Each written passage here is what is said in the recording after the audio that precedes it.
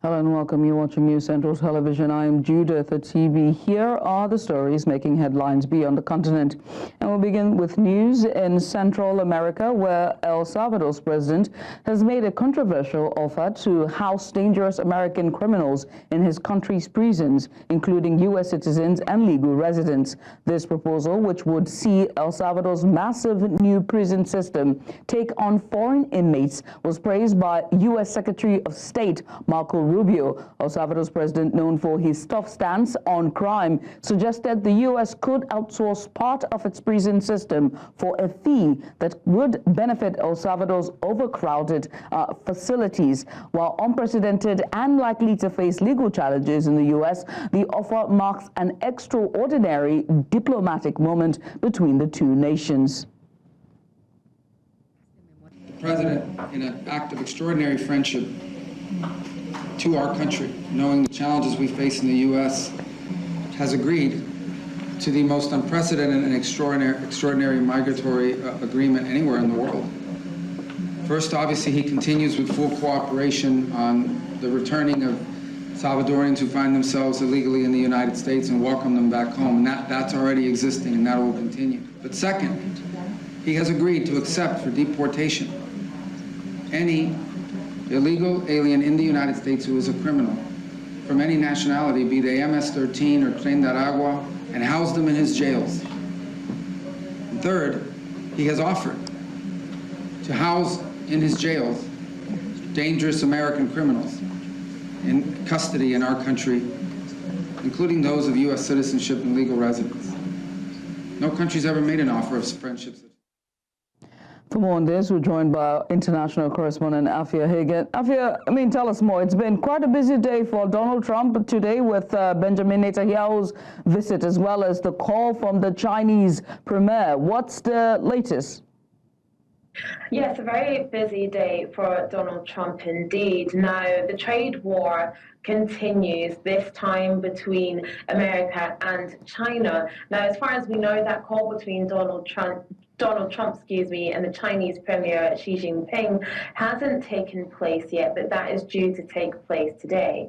Now, China introduced its own tariffs against the United States. That was tariffs against things like coal, liquefied gas, and other products as well, such as trucks, farm products and things like that, agricultural products coming into China. They have imposed their own tariffs on them as well. Now, those tariffs don't start until the 10th of February, so there is still time for China and the US to work that out. But yes, Benjamin Netanyahu is in Washington, D.C. as well, with a delegation for those talks with President Trump. Now, what they will agree on or disagree on, nobody really knows. Now, of course, we know that the Middle East ceasefire talks between Israel and Hamas continue. They're supposed to be continuing this week. They were actually supposed to start yesterday.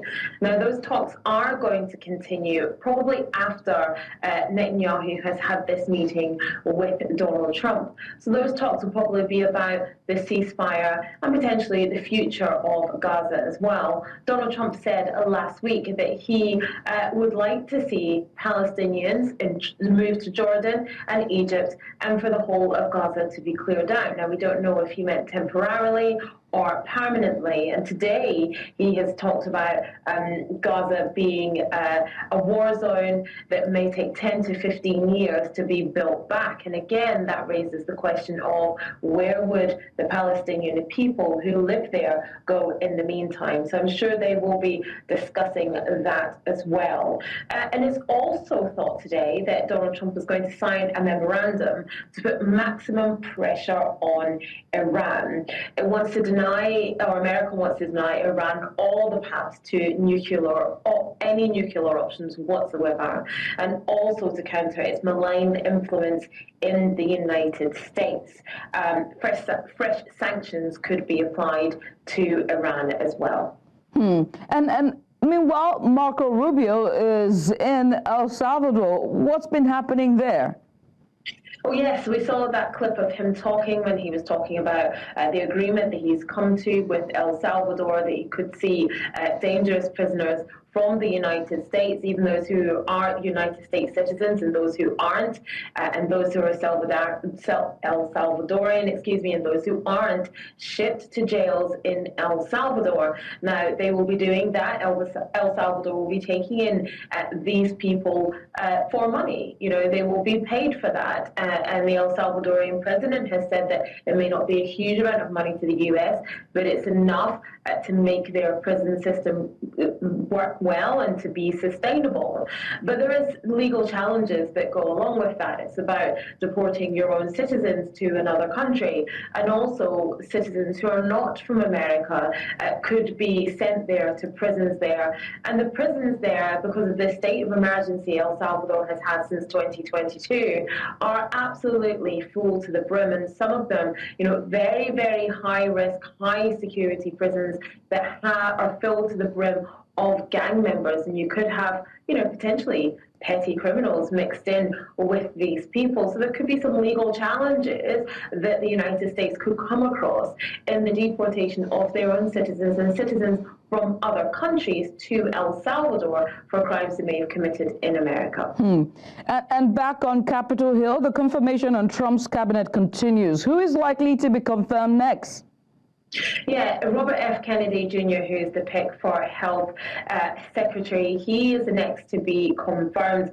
So the U.S. Senate Finance Committee voted 14 to 13 in favor of advancing his nomination. So it now goes to a vote in front of the Senate floor, and Kennedy needs 50 senators on his side to be confirmed as Health Secretary. Now, Donald Trump tweeted earlier on today, sorry, he didn't tweet because he has his own social media account called Truth Social, and he posted on that saying, 20 years ago, autism in children was 1 in 10,000, now it's 1 in 34. Wow, something's really wrong. We need Bobby. Thank you. And, you know, referring to Robert F. Kennedy there. And we know that Robert F. Kennedy is a vaccine skeptic who has linked the rise in autism to vaccines such as the MMR, the measles, mumps, and rubella vaccine. And that's what that post on Truth Social refers to. So Donald Trump, the president there, once again extending his support to Robert F. Kennedy in that confirmation process.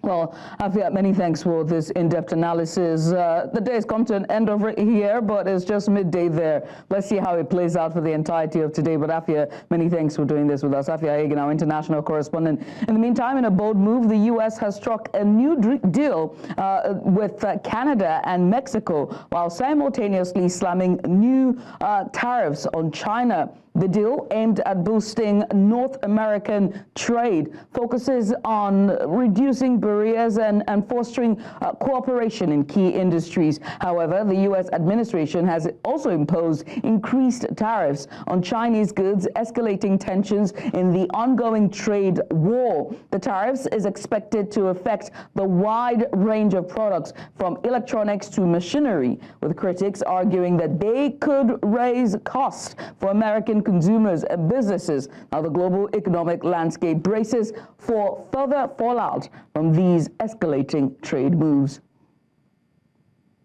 Hizo varias propuestas y finalmente pues llegamos al acuerdo que está en el acuerdo que se puso de poder poner más guardias nacionales en la frontera norte para proteger la frontera y evitar el tráfico de drogas, y en particular el tráfico de fentanilo de México hacia Estados Unidos. Le planteé siempre que queríamos que pusiera en pausa las tarifas desde el primer momento, los aranceles. Entonces, en este caso llegamos a ese acuerdo, pero también le expliqué pues la gravedad de la cantidad de armas de alto poder que entran desde Estados Unidos a México, y que estas armas de alto poder que llegan de manera ilegal pues arman a los grupos delictivos y que pues le dan poder. Still in North America, President Donald Trump has temporarily halted the substantial tariffs he warned would be imposed on Mexico and China and Canada, I beg your pardon, following 11th-hour conversations with both neighboring nations. The president can claim success regarding commitments on border control and law enforcement. However, both Canadian Prime Minister Justin Trudeau and Mexican President Claudia Sheinbaum have secured their own diplomatic achievements. For News Central, international correspondent Afia Hagen has more.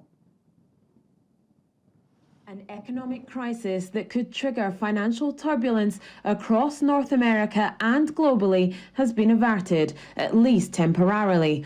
But which side yielded first, and what lies ahead?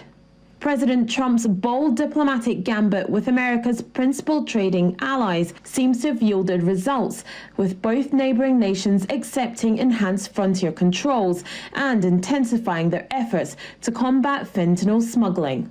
The tactic of wielding American economic might to extract compromises from other nations marks a triumph for Trump's America First policy, enabling him to deliver on key domestic pledges while shielding American consumers from the financial fallout of a continental trade dispute. His tariff approach isn't unprecedented. Trump's earlier duties on steel and aluminium during his previous administration sparked opposition from Mexico, Canada, and the European Union, though financial experts note these measures had more limited impact. Yet doubts persist about Trump's resolve to implement these measures against Canada and Mexico once the 30-day period concludes. Such ambiguity fuels concerns that businesses might reduce their American market exposure, postponing factory investments or recruitment decisions until the trade situation becomes more definitive. The reality is trade wars ultimately result in everyone getting poorer. As countries get poorer, there tends to be more nationalism. This mirrors the events of the 1930s, which eventually led to global conflict, which is a deeply concerning trajectory. Nevertheless, Trump's tariff policies might serve to expose significant disparities within international trade and could potentially redirect attention to issues that economic experts tend to avoid discussing, like massive trade deficits and trade surplus. For News Central, I'm Afia Hagen. And now to join us on the news discussing this is a foreign policy analyst, Bolu Michael B. He joins us from Kigali, Rwanda. Michael, let's just get started, Bolu. Given how intertwined international trade is, what potential effects would China's retaliatory tariffs on American goods have on the world economy? For having me. I'm glad to be here. I think the first thing that will be obvious, that or should I say that would really impact the people is the increase in the cost for conducting business and as well as consumers. If traders have to pay more to have their goods into a particular country, they typically will want to pass those tariffs on the consumer, and that means increasing the price of goods and services. And it might also disrupt the logistic process. For example, the automobile industry that relies on different parts before a car is made. They might have to wait for the last batch of materials to arrive before they can actually do anything. So it disrupts the entire logistic chain, and it puts pressure on consumers now, because salaries are not increasing immediately. They will have to pay more, and it makes the people poorer. And also traders may begin to look for alternatives, dealing with business, having business with countries that are not in a trade war. So it doesn't help the United States or China in any way. And also we've seen the markets reacting. For example, upon the announcement of possible tariffs on Canada, we saw that the Canadian dollar plunged in an unprecedented manner. So this market uncertainty, markets always react when there's an uncertainty, and I don't think it's good for China. It's not good for trade war. It's not good for Canada. It's not good for the USA or any party that wants to get involved in it. And what does this back and forth over tariffs say about the relationship between China and the U.S.? It's already strained. How might it even affect regular people in both countries at this point? Yeah, it's a clear indication that the relationship between the USA and China is strained, and it's been like that for a long time. Even the previous administration, we saw Biden increasing a tariff up to 50%. It has its positives and its negatives. Okay, and I'm going to explain. For example, the agricultural sector, that's very heavily dependent on exportation. They might witness job losses in those industries and all, maybe reduced wage for workers. But for example, now a country like Canada that has realized that they need to increase production to reduce dependence on the United States, they will need to produce more. So we might see the manufacturing industry of such country gaining a boost, because they will have to, if they have to produce more, they will have to employ more people. So that would give opportunity for bigger employment in the manufacturing sector, but not necessarily in the agricultural sector. So in the end, it's still the consumer that suffer, the average man that will suffer, and businesses within a particular country, they might delay their investment because of the instability within the market. So it's not good for Canada, it's not good for the United States as well if they actually decide to go headlong, to having a full-scale trade war. And Trump has paused tariffs on Canada and Mexico in exchange for ramped-up border security. What do you think about countries that decided to delay these tariffs, about both countries that decided to delay these tariffs for 30 days? Well, I think it's very. I think they decided to do that to protect their economies. So tariff coming at a very short notice, so to speak. It's quite shocking for their economy. So they are doing that to protect their economy. They're having a deep sigh. It also giving them the opportunity to prepare for the worst case scenario and also to address the concerns that has been raised by by United States. It also gives room for negotiation. Hopefully, they'll be able to have a deal that is beneficial for both countries. And what were the key points discussed between Prime Minister Justin Trudeau and President Donald Trump to reach this agreement? Well, they basically touched on the border security. That's the main concern of President Donald Trump. He raised concerns about illegal weapons coming into the United States through Canada, and also fentanyl from Canada to the United States as well. And the Canadian Prime Minister Justin Trudeau was gracious enough to declare decisive moves that I think might be sufficient to be able to tackle these concerns raised by the United States by launching a $1.3 billion border security program. He's also mentioned that he's going to appoint a fentanyl Caesar, whose sole responsibility will to ensure that fentanyl doesn't cross into Canada and also to the United States as well. He's also going to have at least 10,000 border guards, to protect the borders and 24-hour surveillance. There's also going to be a joint task force, U.S.-Canada joint task force, and many other things that he promised, backed by another $200 million investment into infrastructure for border security, which I think is quite generous from the Canadian government. So that's basically what the conversation was about, and the Canadian Prime Minister was gracious enough to lay down decisive moves to address the concerns of the U.S. president. Well, Bolu, I must say thank you. Bolu Michael B, there, an analyst, just giving us a bit of insight on the tariff wars. Now we switch gears. Meanwhile, in response to an agreement with the U.S. to delay tariffs, Mexico has deployed 360 members of its National Guard to the U.S. border. Now, the troops, part of a larger plan to send 10,000 National Guard personnel, will focus on combating drug trafficking and enhancing border security. The move aims to fulfill Mexico's commitment to reinforce its borders operations in exchange for the postponement of U.S. tariffs. The deployment underscores the ongoing efforts by both nations to tackle border-related issues and manage migration challenges. The U.S. President Donald Trump has expressed uncertainty over the Gaza ceasefire stability, stating that he has no guarantees ahead of his meeting with Israeli Prime Minister Benjamin Netanyahu. In the Oval Office, Trump also signed an executive order to establish a U.S. sovereign wealth fund. Trump also announced imminent tariff discussions with China, expected to take place in the next 24 hours. He further revealed plans to negotiate a deal with Ukraine, proposing that Kyiv supply the U.S. with rare earth minerals in exchange for American aid, highlighting a shift towards more strategic partnerships. I have no assurances that it'll hold. I mean, I've seen people brutalized.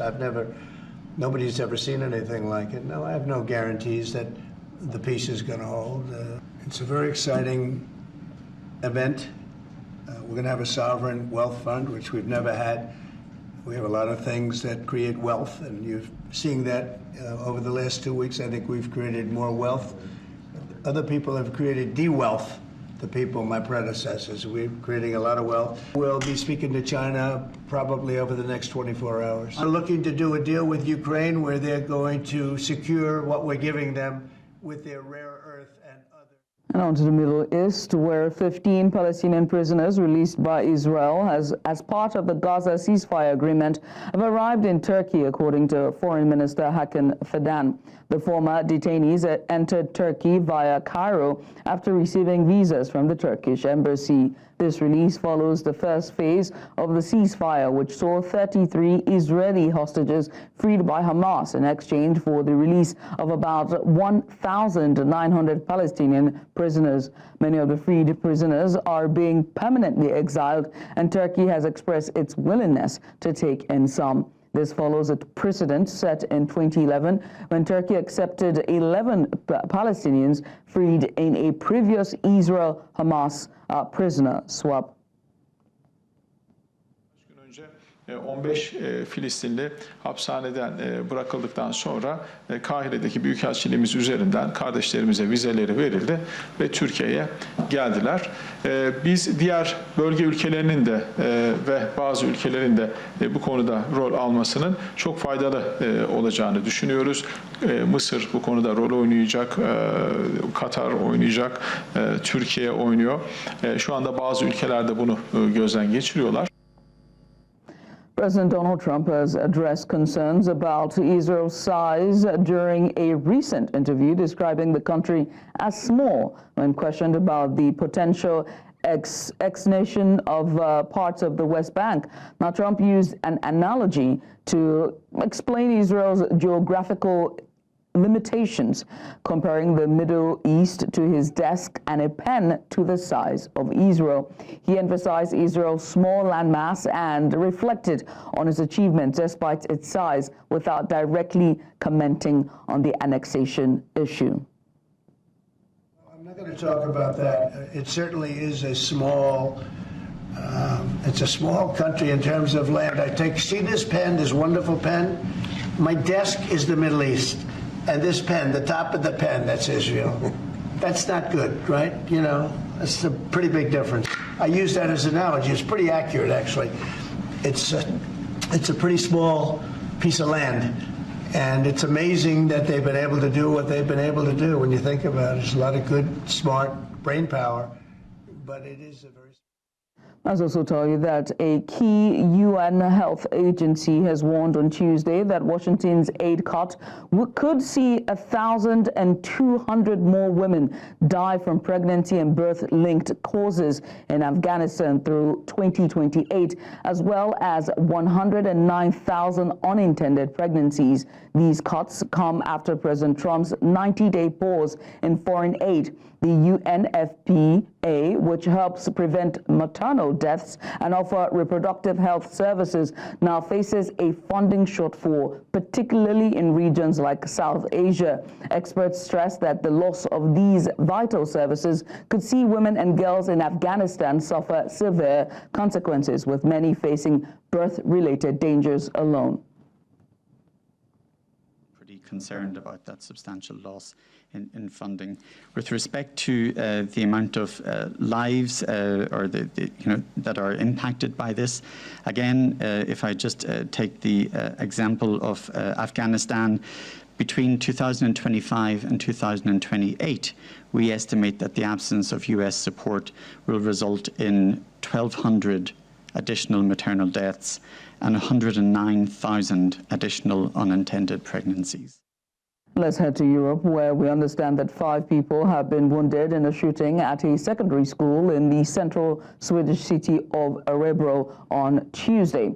Now, police is urging the public to avoid the area as a large-scale operation continues. Meanwhile, emergency responders were seen outside the campus where the attack took place. Now, though several outlets reported the shooter may have taken his own life, police have not confirmed this yet. The severity of the victim's injuries remains unclear as well. Police are investigating the incident as attempted murder, arson, and aggravated weapons offense. Sweden, accustomed to gang-related violence, has rarely seen attacks on schools. Authorities have warned the public that danger persists. And that's all we can take from beyond the continent. And now it's back to the continent. Remember, they can watch News Central live on DSTV channel 422, on Star Times channel 274. We're also on Apple TV. And if you're beyond the continent, you can stream us live on YouTube. Many thanks for watching. I am Judith at TV. Good night.